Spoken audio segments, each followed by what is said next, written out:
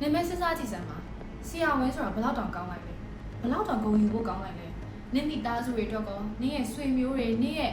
မိသားစုအတိုင်းဝိုင်းတွေအကုန်လုံးအတွက်ကိုလေဘယ်လောက်တောင်ဂုဏ်ယူဖို့ကောင်းတယ်လို့နင်ပြန်စဉ်းစားကြည့်စမ်းပါဆရာဝန်ဆိုလို့ရှိရင်နင်အလောက်ကန်လည်းကောင်းတယ်ဆရာဝန်ဆိုတဲ့ဂုဏ်ပုတ်လည်းရှိနေတယ်နောက်ပြီးတော့နင်ကြိုက်တဲ့အမှုပညာဆိုတာလေအဲ့ဝါသနာတတ်ပဲဆရာဝန်ဆိုတာအသက်မွေးဝမ်းကြောင်းတစ်ခုဟုတ်ပါပြီဒါဆိုလို့ရှိရင်နင်က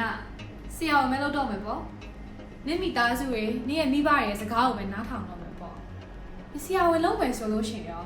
နင်တစ်သက်လုံးပျော်မယ်လို့ထင်လားနင်သိချရတဲ့အမှုပညာရှင်ဘဝကိုနင်ကဆုံးရှုံးခံတော့မယ်ပေါ့အမှုပညာရှင်ဆိုတာ